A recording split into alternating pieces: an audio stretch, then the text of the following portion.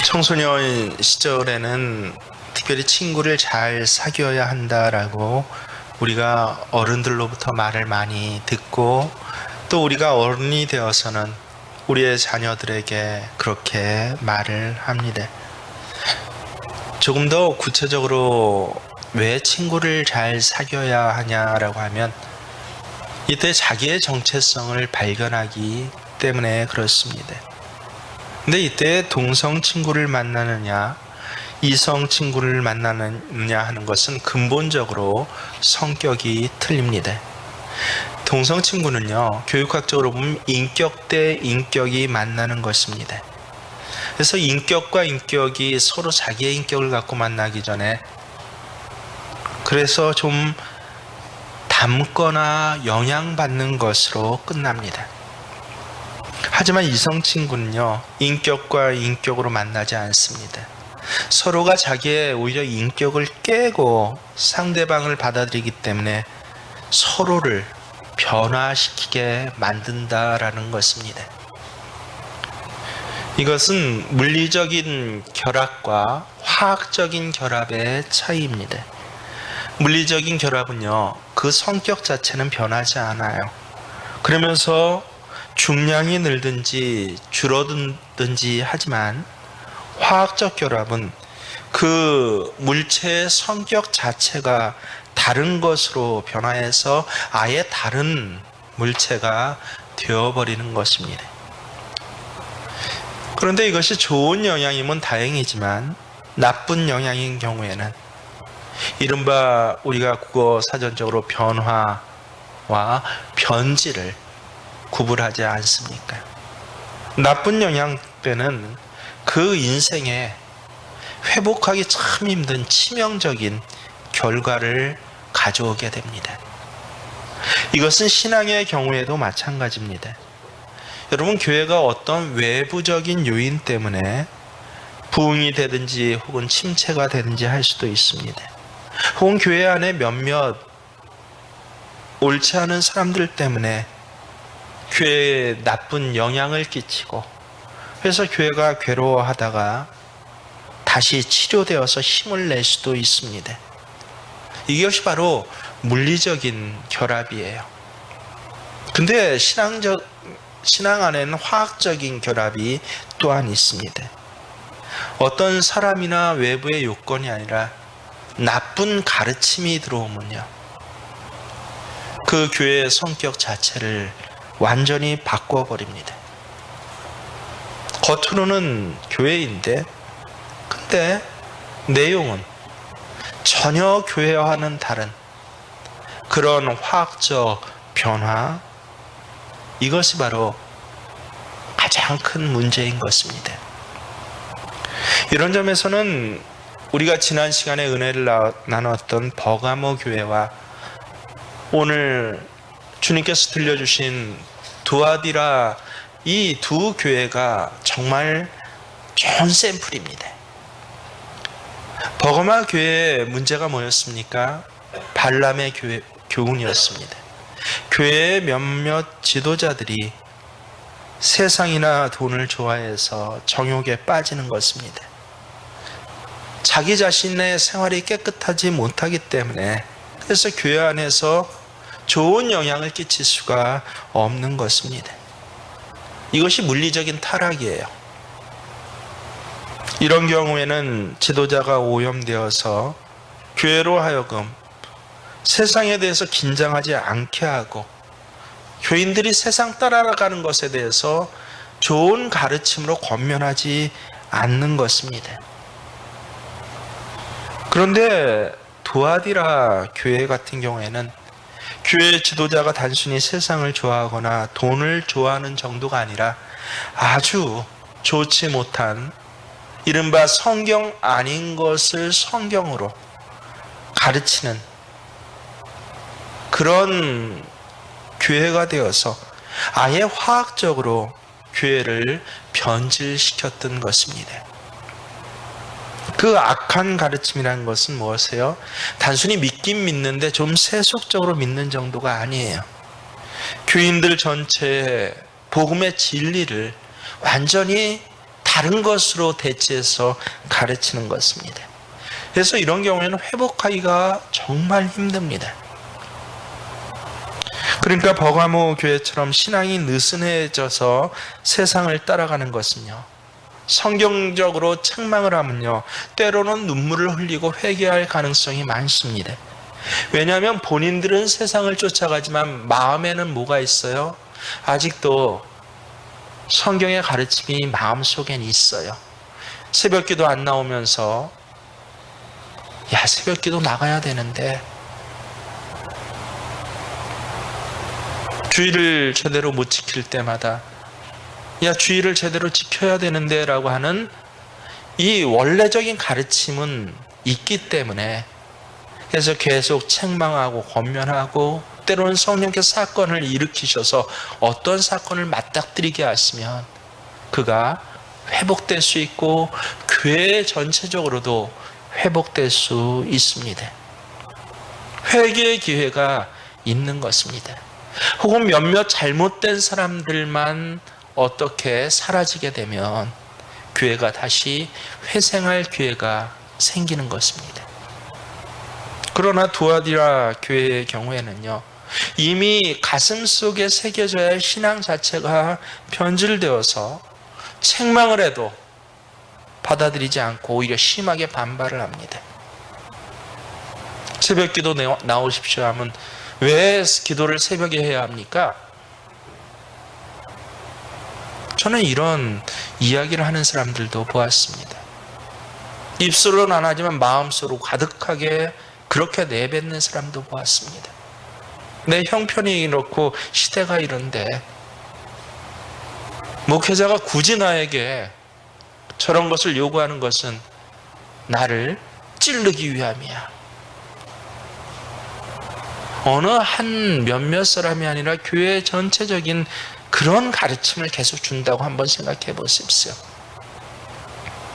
그럴 때는 오히려 복음을 제대로 가르치고 온전한 것을 권면할 때는 어떻습니까? 더 심하게 반발을 합니다. 더 어긋나가요. 그래서 일주일에 한 번 정도 나오던 것도 아예 난 안 나가. 주일을 지각하는 사람이 지각하지 마세요 했더니 다음 주일에 아예 안 나옵니다. 무엇이에요? 마음속에 신앙의 기준이 없는 것이에요. 이것이 어떤 한 사람 개인의 문제가 아니라 교회 전체의 대부분이 그렇다. 그것도 한때 무슨 사건 때문에 무슨 상처 때문이 아니라 가르침 자체가 아예, 기도는 그저 나 있는 자리에서 주여 하면 그게 기도지, 굳이 새벽에 나와서 그것도 교회까지 찾아나가서 기도하는 것, 야, 그건 오히려 형식적인 것이고 그것은 오히려 하나님 보시기에 아름답지 않은 것이야. 기도도 내가 마음속에서 할 마음이 있어야 하는 거지 억지로 시킨다고 되나? 이러한 생각으로 가득 차 있다라고 한다면 어떻습니까? 이것은 신앙적으로 이미 변질이 된 것입니다. 회복하기가 너무너무 힘듭니다. 그래서 이런 경우에는 신앙이 회복되려면요, 큰 대수술이 필요합니다. 어떤 수술이 필요합니까? 오늘 두아디라 교회를 향해 예수님은 바로 이 수술하는 의사의 모습으로 나타나십니다. 18절의 말씀을 함께 보십니다. 두아디라 교회의 사자에게 편지하라. 그 눈이 불꽃 같고 그 발이 빛난 주석과 같은 하나님의 아들이 이르시되. 예수님의 나타나신 모습을 두 가지로 표현하고 있습니다. 눈이 불꽃 같다. 우리가 기도하는데 자주 쓰잖아요. 특별히 예전 권사님들은 항상 기도할 때 이 말을 넣었습니다. 불꽃 같은 눈으로 우리를 감찰하시는 주님. 무슨 뜻입니까? 이른바 내 모든 것을 아신다라고 하는 것입니다. 사람은 다른 사람의 눈을 속일 수 있습니다. 하지만 주님께서는 내 모든 숨겨진 행위까지 아시기 때문에 아무것도 주 앞에 숨길 수 없다라고 하는 것입니다. 내가 행한 것뿐만 아니라 내가 마음 먹은 것까지 주님께서는 아신다라고 하는 것입니다. 그래서 두아디라 교회에 이 숨은 것을 아시는 주님, 재판장의 모습으로 나타났습니다. 그 발이 주석 같다라고 하십니다. 주석은요, 풀무불에서 단련된 노쇠를 말합니다. 어떤 고난과 시련도 이겨낸 강력한 쇠를 말합니다. 사람이 아무리 미꾸라지같이 변명을 잘하고 잘 빠져나가더라도 주석 같은 발에 한번 밟히면 꼼짝할 수 없습니다. 아모스 선지자는요, 하나님이 이스라엘 자손을 심판하실 때 어떻게 하신다고 하셨습니까? 비슷한 비유를 들었는데 곡식을 가득 실은 수레가 누르는 것 같이 심판하시겠다고 하십니다. 여러분, 짐이 잔뜩 깔린 실린 그 수레에 사람이 깔렸다고 생각해 보십시오. 어떻게 됩니까? 아마 숨도 제대로 못 쉬고 점차 그 고통이 가중되고 죽을 때까지 뼈가 으스러지고 장기가 쪼여들고 하는 상상하기 싫은 그러한 고통 끝에 죽어갈 것입니다. 그래서 지난 시간에 버가모 교회에 나타난 예수님의 모습과 비교를 해보면요, 확연히 차이가 있습니다. 지난 시간에 예수님은 어떤 모습으로 나타나셨습니까? 좌우에 날선 검을 드신 모습으로 나타나셨습니다. 지난 시간에 배웠죠? 좌우에 날선 검은 두 가지 의미가 있습니다. 한쪽 날선 검으로는 그 썩은 부분을 잘라내고, 다른 쪽 날선 부분은 오히려 하나님의 백성을 지키시고 보호하시면서 다시 살리시는 칼을 드신 주님의 모습으로 나타나셨다라고 했습니다. 그것과 비교해 보면 오늘 두아디라 교회에 나타나신 주님의 모습은요, 훨씬 더 절망적인 모습입니다. 이미 심판주로 나타나셔서 모든 숨겨진 죄를 다 하시는, 불꽃 같은 눈으로 그것을 다 하나하나 지켜보시며 마침내는 주석 같은 발로 밟으셔서 뼈를 으스러뜨리시는, 심판하시는 주님으로 나타나시는 것입니다. 이것을 보면요, 두아디라 교회나 버가모 교회나 둘 다 책망을 받고 둘 다 진리에서 벗어난 부분이 있었습니다. 하지만 두아디라 교회는 훨씬 더 심각한 것입니다. 차라리 예리한 검을 가지고 자르시고 책망하시는 것이 낫죠. 아무 말씀 없이 불꽃 같은 눈으로 감찰하세요. 감찰은 무엇입니까? 쌓아둔다는 것입니다. 사도 바울은 이것을 알았어요. 로마서에서 뭐라 그럽니까? 그들의 죄를 뭐 하시고? 감추신다.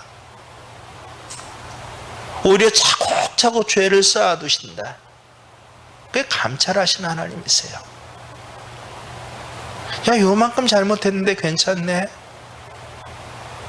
우리에겐 그런 죄성이 있어요.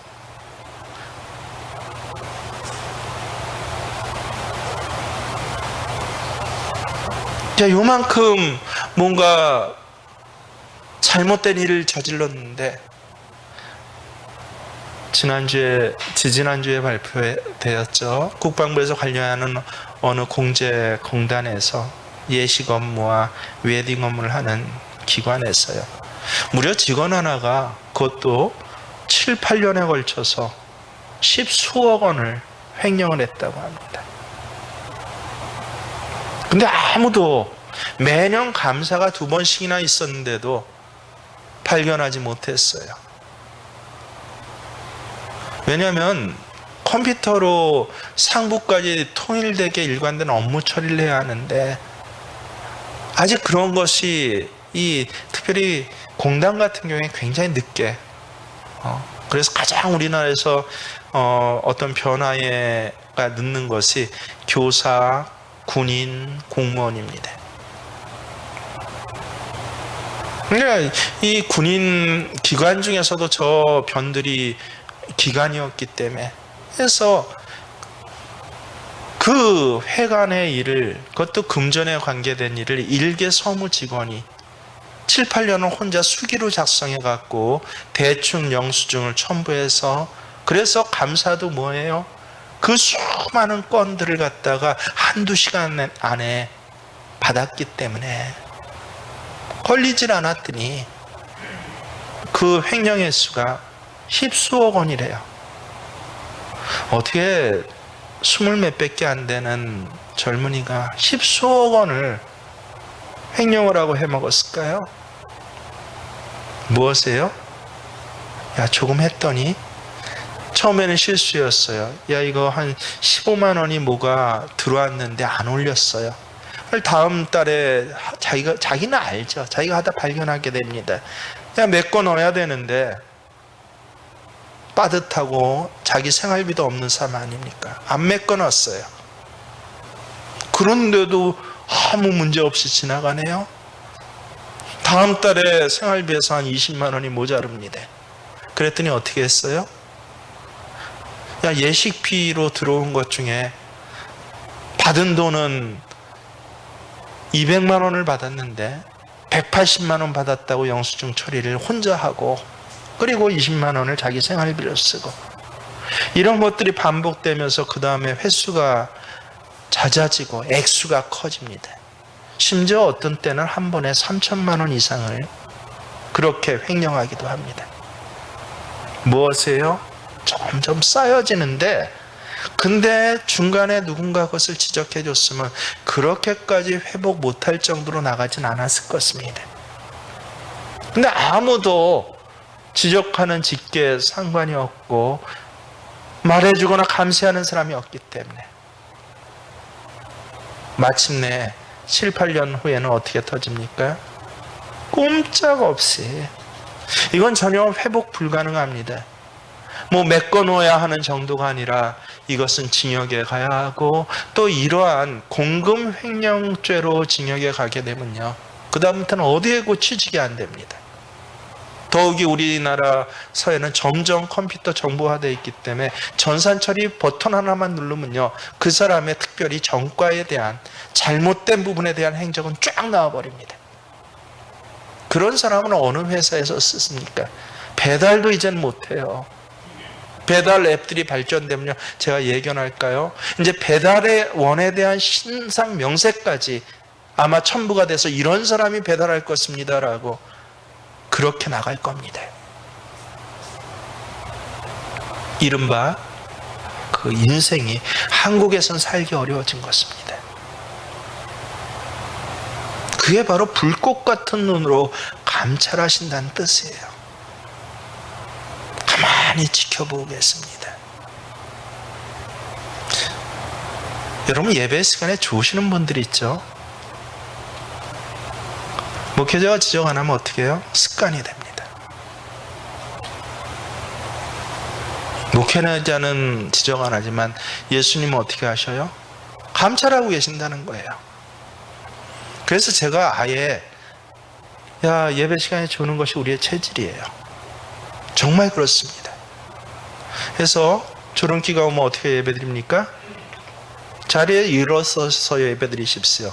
저 뒤에 주시는 분이요, 일어서서 예배드리세요. 졸도록 그냥 내 몸을 내비두면 안 됩니다. 이게 바로 불꽃같이 감찰하시는 분, 예수님이 오늘 등장하신 이유입니다. 얼마나 두렵습니까? 그러다가 주석 같은 발로 밟으시겠다고 합니다. 근데 가만히 보면 참 안타까운 것이 있어요. 그럼 두아디라 교회는 잘못만 많은 교회입니까? 놀랍게도 7교회 중에 가장 많이 칭찬받은 교회는 어느 교회라고 했습니까? 에베소 교회입니다. 근데 다른 의미, 에베소 교회는 길게 세세하게 칭찬을 받았어요. 다른 의미로 가장 많은 것으로 칭찬받은 교회, 그 교회가 바로 두아디라 교회예요. 참 아이러니가 아닐 수 없습니다. 오히려 너무 좋은 장점들을 가질 수가 많은 장점을 가졌습니다.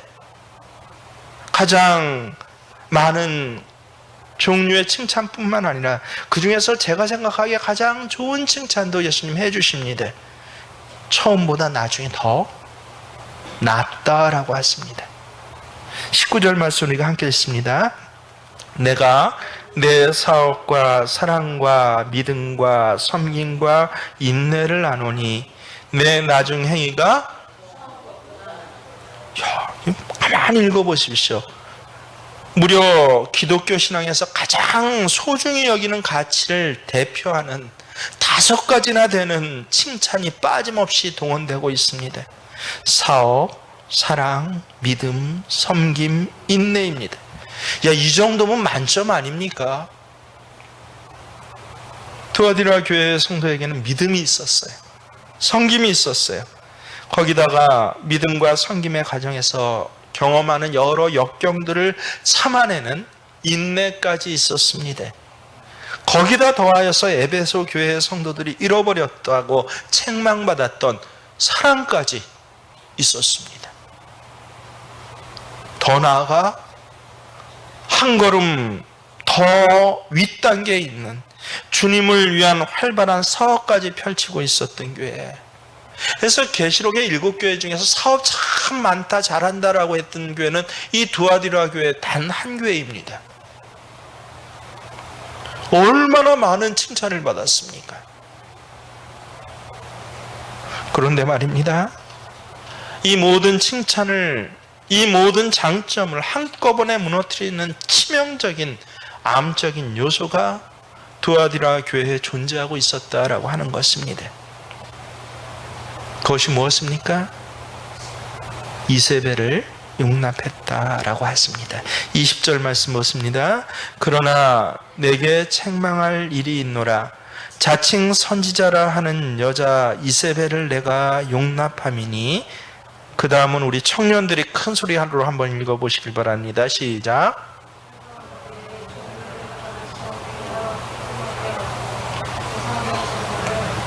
다시 한번 큰 소리를 읽어주시길 바랍니다. 다른 분들이 다 들을 수 있도록. 시작.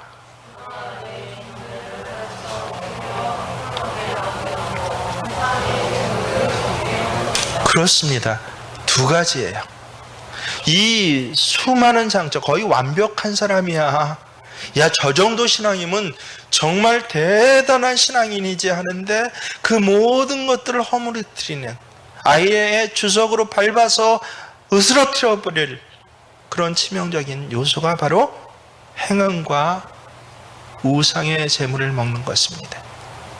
그런데 이것을 이세벨이라는 여자가 가르쳤고 그것을 교회가 받아들였다는 것이에요. 두아디라는 소아시아 수도인 버가모, 지난주에 뵀던 버가모에서 동남쪽으로 50km 떨어진 내륙에 위치한 교회이고 이 조그만 도시입니다. 버가모가 지난 시간에 큰 도시라고, 에베소 위에 있는 큰 도시라고 하지 않았습니까? 근데 이 두아디라 교회는요, 이 두아디라 지역은 이 버가모 지역을 지키기 위한 위성 도시예요. 우리 화천하고 똑같습니다.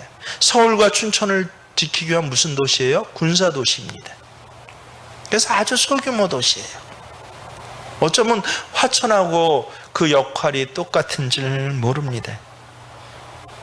근데 좀 다른 건 뭐예요?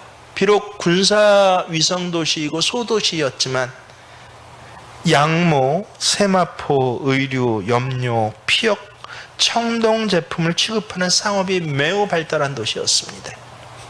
그러니까 군사 도시에다가 요새로 얘기하면 무슨 대전 과학단지, 뭐 어디 무슨 단지와 같은 그런 성격을 가진 도시였습니다.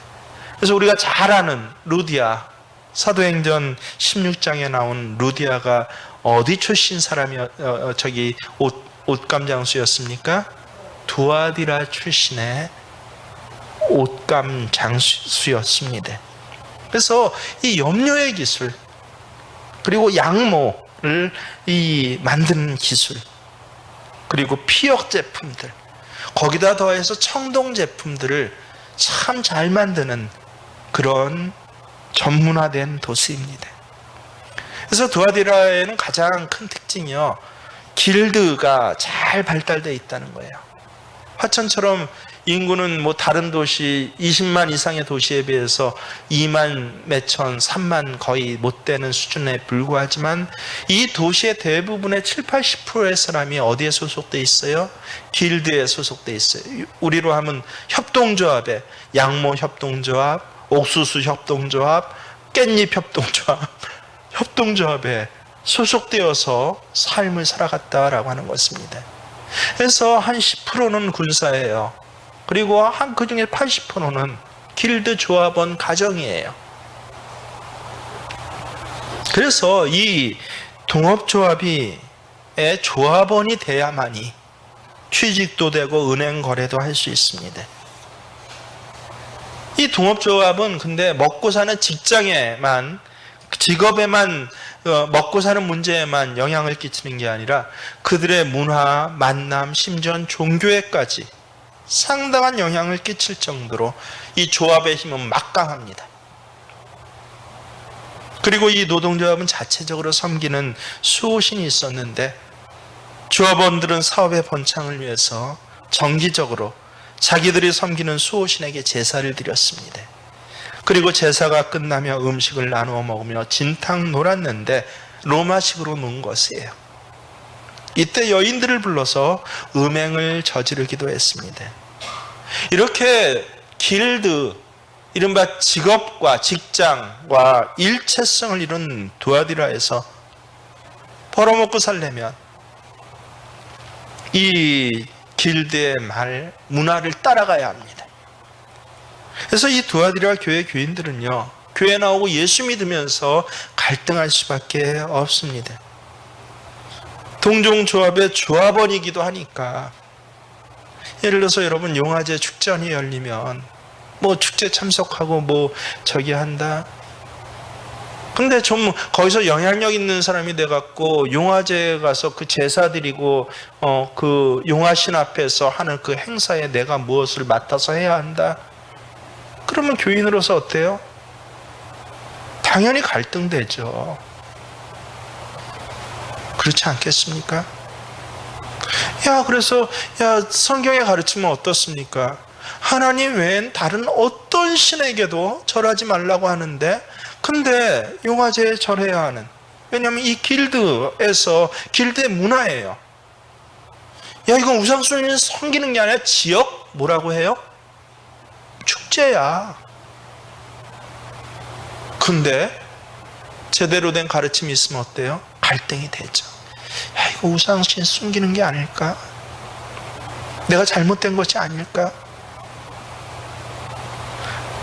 근데 바로 여기에 이세벨이라고 하는 자칭 선지자가 들어와서, 성경학자들은 이 이세벨이 바알신을 섬기는 사람이었다가 근데 예수를 믿었는데 이 길드 두아디라 조합에 상당한 영향력을 있는 부인이었다고 그렇게 연구하고 있습니다.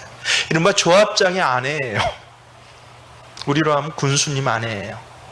이렇게 직접 표현하면 좀 그렇지만, 근데 과거에 이 이방신을 섬겼다가 무슨 기회로 예수를 믿게 됐는데, 이런 사람의 특징이 어때요? 뜨겁게 예수를 믿습니다. 교회에 와서 그냥 말씀을 따로 봉사하는 정도가 아니라 자칭 내가 선지자, 나는 복음을 다 알아.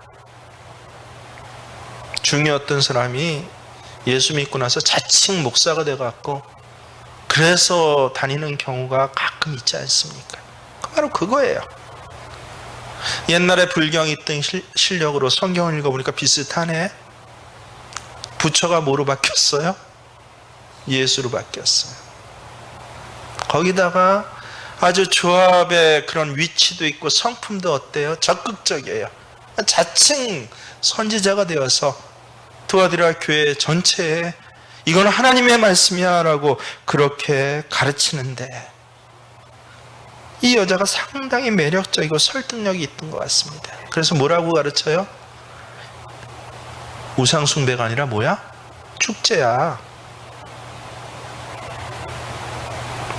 이거는 문화를 받아들이는 거기 때문에 그거는 우상숭배에 해당하는 것이 안 돼. 하나님도 그것은 용납하시고 용서해 주실 거야. 이걸 갖다 강단에서 가르쳐요.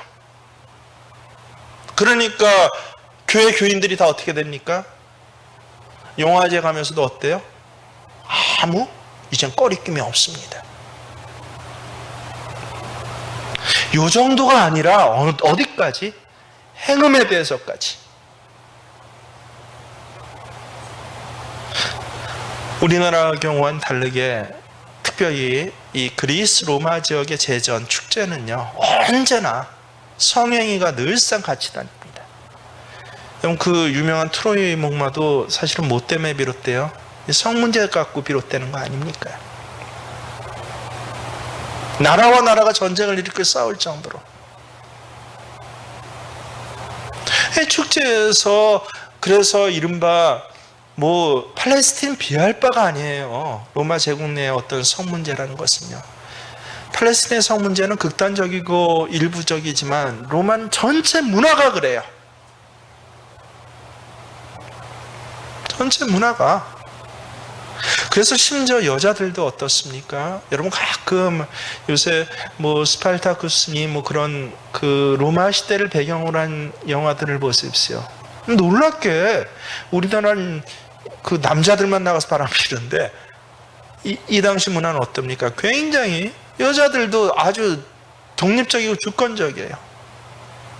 마음에 드는 노예들이랑 사람들이랑 마음대로 성관계하는 것이 남편과 아내 사이에 아무렇지도 않은 그런 문화의 여타를 갖고 있는데, 근데 그런 데 살다가 성경에 딱 들어오니까 고린도서 뭐라 그럽니까? 디모데서에 뭐라 그럽니까? 에베소서에 특별히 뭐라 그럽니까? 베드로서에 뭐라 그럽니까? 모든 성경이 내 아내 외에 다른 여자에게, 내 남편 외에 다른 남자에게는 절대로 성행위를 함께 해서는 안 돼. 그러니까 갈등이 되는 거예요.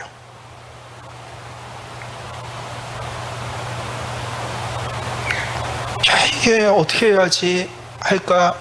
근데 이세벨이라는 목사가 딱 선지자라고 하면서 교회 기존 목사를 쫓아내고 가르칩니다.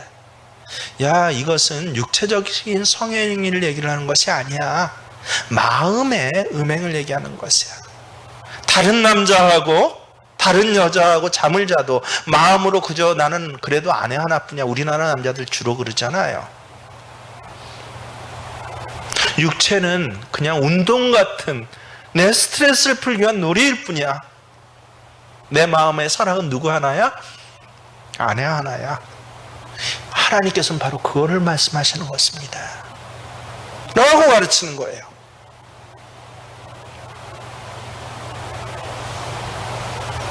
그때 부분의 가르침 중에서 가장 예수님이 싫어하시는 것, 그게 뭐예요? 음행에 대한 가르침. 그리고 두 번째는 우상 재물에 대한 가르침. 다른 건 그래도 예수님께서 네가 힘이 없어서 그렇지. 우리 엄마들이 그러잖아요. 저는 사실 그런 소리 잘 못 듣고 자라서 처음에 이해가 안 됐는데, 제 아내가 이제 아이들을 키우면서, 제가 굉장히 보수적이고 고집 있지 않습니까? 그러니까 첫째 아이, 둘째 아이는 별로 이제 제가 져서 그런 소리를 안 들었는데, 첫째 아이 맡겨서 늘 제 귀에 애가 어려서 그렇지 여보, 아직 뭐 몰라서 그렇지,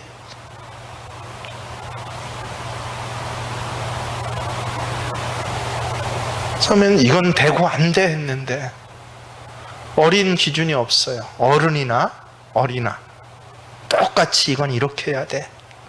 이 아버지 기준입니다. 그래서 이 기준을 안 지키면 굉장히 혼을 냅니다. 아주 육체적으로도 체벌을 가합니다. 그럴 때마다 나중에 아내가 계속 얘기해요. 어려서 그렇지, 몰라서 그렇지.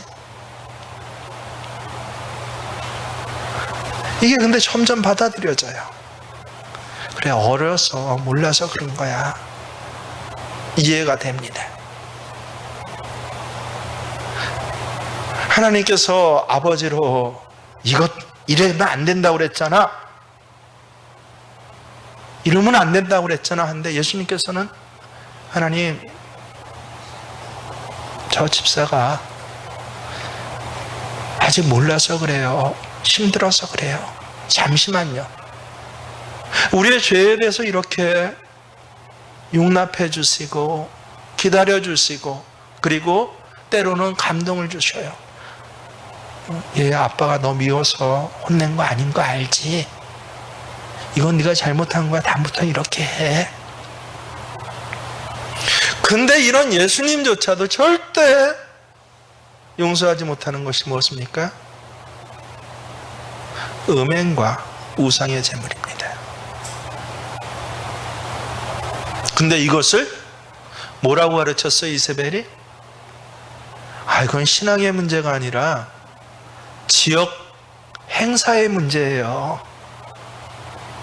그런 거 하나님도 관계하지 않으세요. 야, 음행이라는 것은 이것은 정신적 음행을 얘기를 하는 거예요. 자기 아내보다 더 사랑하는 여자를 머릿속에 그리고 산다면 그건 하나님이 절대 용서하지 않는단 말이지, 이렇게 서로 어울려가고 스포츠하고 축제하고 하는 이런 걸 얘기한 게 아니에요. 근데 두아디라 교회 대부분의 사람이 어쨌다는 거예요? 그거를 용납했다, 받아들였다. 왜? 이른바 코드가 맞은 거예요, 자기 죄성하고.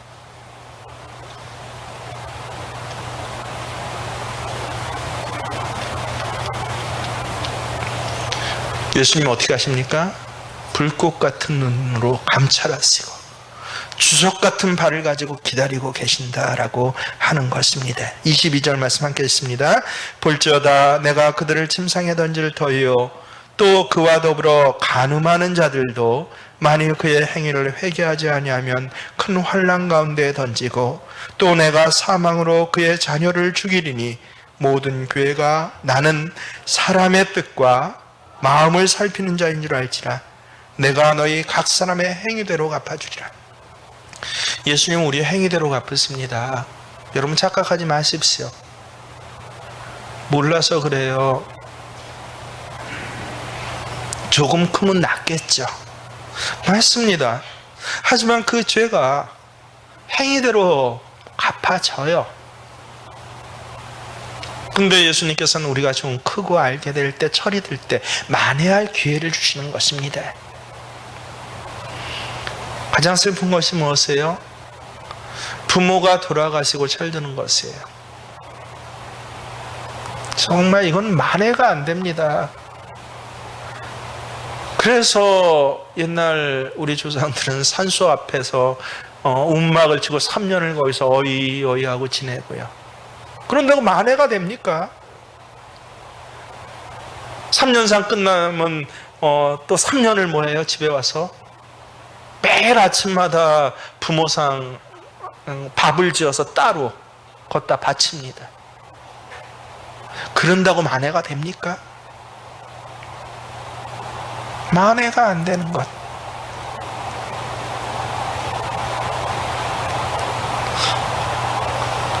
볼지어다 내가 그를 침상에 던질 터이요. 구체적으로 병에 걸려서 자리에 눕는 것을 의미합니다. 겉사람이 후패해지죠. 하지만 특별히 더 후패해져서 자리에 눕혀집니다. 침상에서 범죄했으니 침상에 눕혀지겠다라고 하는 것입니다. 그리고 더 무서운 것은 무엇입니까? 23절이에요. 또 내가 사망으로 그의 자녀들을 죽이리라. 여러분, 이런 행음과 우상 재물의 죄와 관계돼서는요, 자녀들이 살아있는 사람이 없습니다. 영적으로는 다 죽어버렸습니다. 이런 교회에서 자녀들이 키워집니까? 영적으로는 다 죽은 자로 마치 좀비와 같이 키워집니다. 움직이긴 움직이는데 호흡이 없네요. 청년은 청년인데 청년이 아니에요.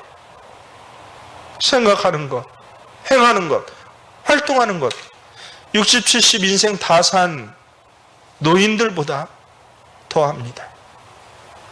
지금 일본의 큰 문제가 일본 청년들이 그렇다는 거 아니에요. 창의성이 없어요. 도전성이 없습니다. 그냥 오늘 살아가는 것으로 만족합니다. 그래서 정부가 아무리 잘못해도 거기에 대해서 촛불 안 듭니다.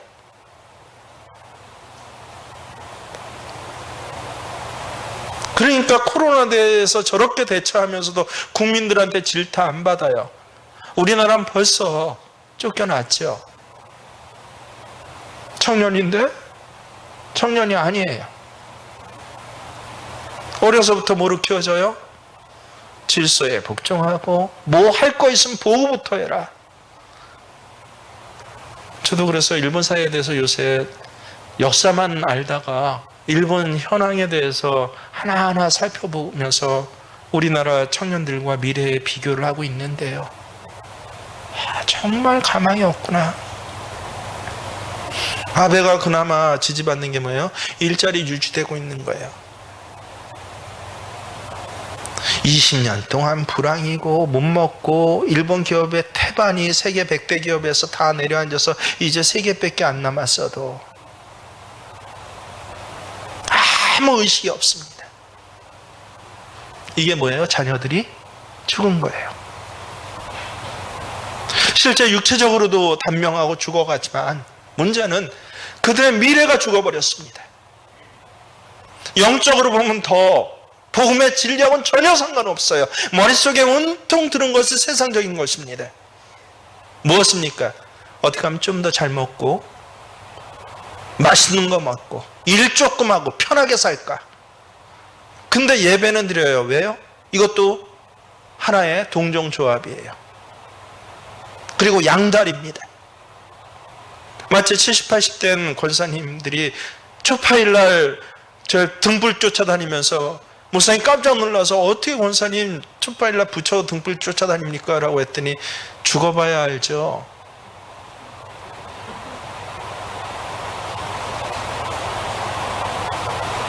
칠, 80된 노 권사님이 그러신다 이해가 돼요. 누가 그래요? 너희 자녀들이. 그런 자녀들을 가진 부모라고 생각해 보십시오.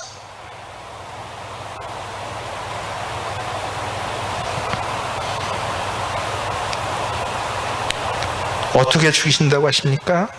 큰 재앙이 일어나며 문제가 일어날 때 완전히 다 죽어버립니다. 코로나 같은 문제가 일어날 때 다 죽어버려요. 싹 신앙, 그동안 신앙이 있는 것 같았어요. 하면 싹 죽어버립니다. 직장 문제만 좀 와보세요. 다 죽어버립니다. 주님 직접 오셔서 심판하실 때는 아예 발로 밟아버리십니다. 이게 바로 두아디라 교회의 모습입니다. 그래서 주님께서 원하시는 게 무엇입니까? 순결함이에요. 영적, 육적 순결함입니다. 이건 절대 뺏겨서는 안 돼요. 제가 정말 깜짝 놀란 일이 옛날 현대백화점인가요? 아내랑 무슨 일 때문에 갔다가 참 저도 웃고 아내도 웃었어요. 평소에 사는 게 주로 백화점 외곽 지역에 살아서 서울에 살았어도 강서구에 별로 큰 백화점 없잖아요. 강동구에도 없잖아요. 근데 아내가 무슨 직장 일 때문에 코엑스인가 어디 거기서 데리러 갔다가 아마 그 백화점에 현대백화점 그 앞에 있어서 간 것 같은데 가서 야 오랜만에 이렇게 큰 백화점 왔으니까 구경 한번 해보자 하고 오르락내리락 한번 구경을 하는데 근데 언뜻 저기 모피코트가 눈에 띕니다. 참 가슴에 아직도 제가 이렇게 쌓인 게 있는데 물론 잘못된 일이죠. 지금의 기준으로 보면. 근데 그때 저희 장모님이 모피코트 하나를 참 갖고 싶어 하셨어요. 그걸 사정이 너무 어려워서 그 당시에 못 사드렸는데 그래서 만회할 수 없다고 그러지 않습니까? 제가 지금 기준으로 모피코트 갖고 싶다면 그거는 저 환경오염자로 큰일 나죠. 근데 그 20년 전에는 그래서 눈에 띄어서 갔더니 그게 300 몇십이 써 있어요. 대단히 비싸요. 근데 너무 좋아 보여요. 아내한테 어머니 저거 하나 사드릴게요. 드리면 좋겠지. 얼마인데 300만 원이 넘네. 어디 갈까? 우리 2달치 굶고 저거 사드릴까? 근데 우리 아내가 저를 툭 치면서 웃습니다. 300만 원이 아니라 얼마요? 3,700만 원입니다. 제가 공 하나를 잘못 읽은 거예요. 저도 제 아내도 그냥 기가 막혀서 웃었습니다. 300만 원도 비싸고. 그때 제가 내려오면서 생각했습니다. 그 모핏 코트에 이렇게 치렁치렁하고 좋은데 구멍 하나 뚫리면 얼마 될까요? 불에 타갖고 누가 담뱃불을 지져서 거기 구멍 하나가 났다. 3,700짜리 모핏 코트가 얼마 됩니까? 구멍 하나 요만큼 났으니까 한 600만 원 깎고 3,000만 원입니까?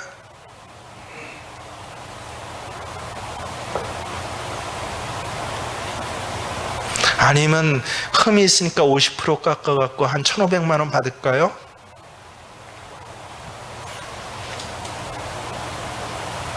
이런 모핏 코트에 요만한 구멍 하나 나면 그건 뭐가 됩니까? 쓰레기가 됩니다. 이게 바로 뭐예요? 순결입니다. 잘한 거 참 많아요. 야, 교회가 어떻게 이렇게 훌륭한 일을 많이 해? 저 신앙이 어떻게 저렇게, 야, 봉사도 잘하지, 선교도 잘하지, 헌금도 잘하지, 야, 다른 사람 앞에 친절하기까지 하지, 거기다 능력도 있어서 사업도 잘해요. 직장에서도 좀 자리 잡고 높이 있어요. 그런데 구멍만한 동전, 그게 뭡니까? 순결. 이거 하나 뚫리면 아무 소용이 없다. 여러분, 오늘 내 신앙의 순결성을 한번 생각해 보십시오. 잘하고 칭찬받을 거 참 우리 새생명교회 교인들 많습니다. 청년들 참 많습니다. 근데 거기에 구멍 하나가 뭡니까? 그렇다면 하나, 내가 하지만 책망할 것이 있나니 회개하지 않으면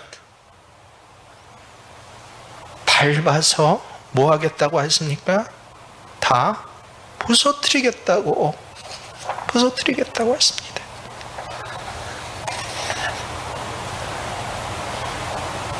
하지만 반대로 이러한 어려운 환경 속에서도 신앙을 지키는 사람이 있었어요. 24절을 보면 뭐라고 그래요? 두아디라에 하지만 남아 있어서 이 이세벨의 교훈을 받지 아니하고 자기 신앙을 지킨 자, 그 사람들에게 어떻게 합니까? 25절 함께 읽습니다. 다만 너희에게 있는 것을 내가 올 때까지 굳게 잡으라. 이미 그래, 그거 잘 지키고 있어. 그거 굳게, 너 할 것이 그거 굳게 잡고 있어.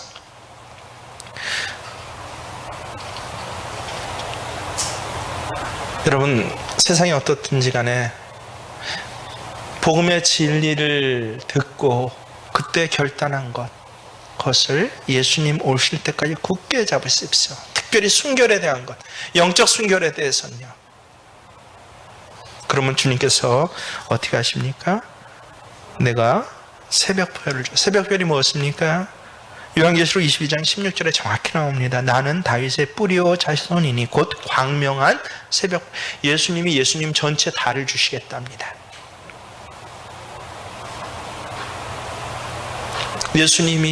예수님 다, 우리 너무 사랑하는 사람에게 뭐라고 그래요?